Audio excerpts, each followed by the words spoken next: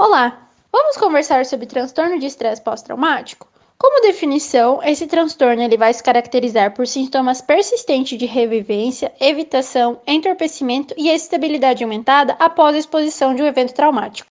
Como critérios de inclusão, a pessoa então ela deve ter tido exposição a um episódio concreto ou ameaça de morte, lesão grave ou violência sexual das seguintes formas. Ela deve ter vivenciado um evento traumático, testemunhar pessoalmente o evento com outras pessoas, saber que esse evento aconteceu com algum familiar ou amigo próximo, ou ser exposto repetidamente ao extremo detalhes do evento.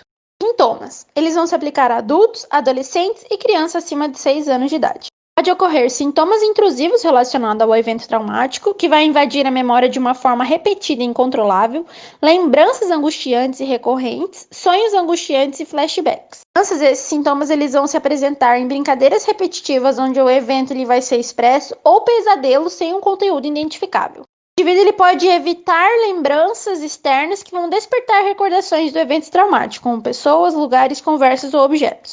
Pode ocorrer aparecimento de efeitos negativos sobre o humor e o pensamento, como crenças negativas e exageradas sobre si, um estado emocional negativo persistente, aparecendo medo, pavor ou raiva, e incapacidade de sentir emoções positivas, como amor ou felicidade. A pessoa pode apresentar comportamento irritadiço, surtos de raiva, problemas de concentração e perturbação do sono. Características que apoiam o diagnóstico. É comum ocorrer perda da fala em crianças pequenas, ter experiências sensoriais de escutar seus próprios pensamentos em uma voz ou vozes diferentes, presença de desconfiança e suspeitas injustificadas, dificuldade na regulagem emocional, dificuldade em manter relacionamentos interpessoais estáveis e, quando ocorre um evento traumático relacionado à morte violenta, pode haver sintomas de luto complicado. A prevalência desse transtorno nos Estados Unidos em pessoas de 75 anos de idade é de um percentual de 8,7%, já na Ásia, África e América Latina de 0,5% a 1%, e há taxas mais evidentes em veteranos de guerra, sobreviventes de estupros, combate, captura militar, campos de concentração e genocídio, podendo ocorrer tanto na infância como na vida adulta. O transtorno pode ocorrer em qualquer idade depois do primeiro ano de vida, e os sintomas se manifestam nos 3 primeiros meses depois do trauma, e em algumas exceções ocorre a expressão tardia. Alguns sinais de alerta para as crianças são a evitação das brincadeiras e do comportamento exploratório, mudança do humor, transtorno de sono, irritabilidade e raiva e dificuldade de concentração. Quanto aos adolescentes, observa-se uma relutância nas situações que envolvem desenvolvimento, como relações sociais, relações interpessoais, namoros e afins. Comportamentos imprudentes podem surgir nos adolescentes. Nos adultos pode surgir a crença de que não se encaixam mais nos padrões sociais e, em idade adulta avançada, há uma percepção de saúde negativa.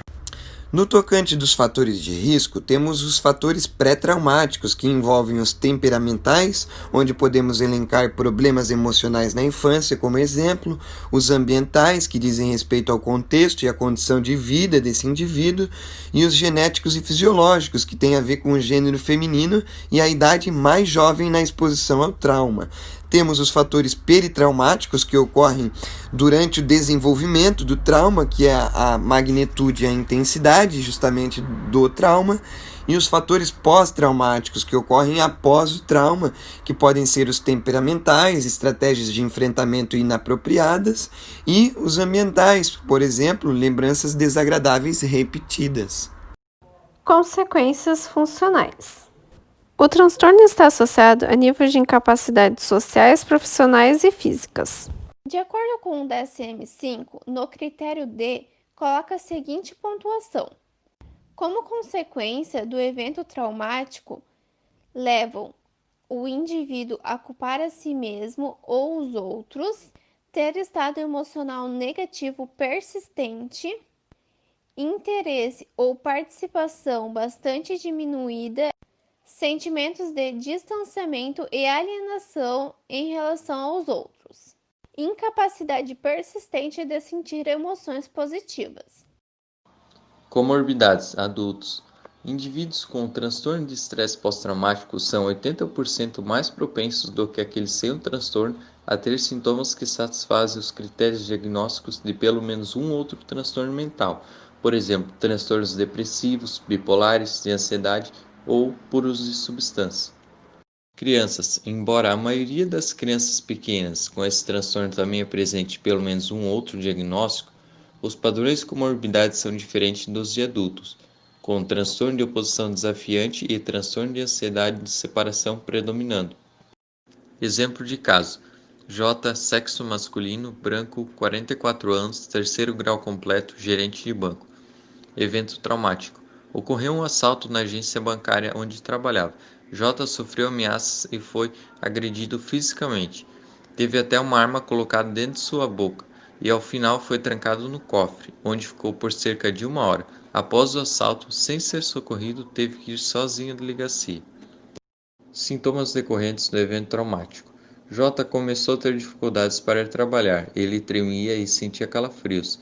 Ele não consegue mais permanecer em locais fechados, nem utilizar elevador. Passou a ficar sempre em estado de alerta.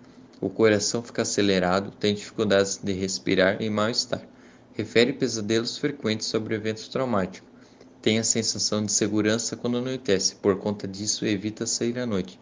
Começou a se distanciar dos amigos e se isolar. J também tinha crise de choro, dificuldade de concentração e ideação suicida.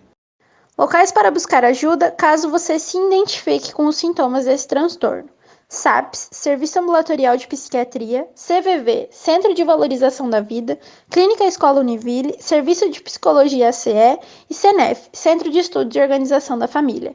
E lembre-se, o diagnóstico desse transtorno ele só pode ser realizado por um profissional da saúde capacitado.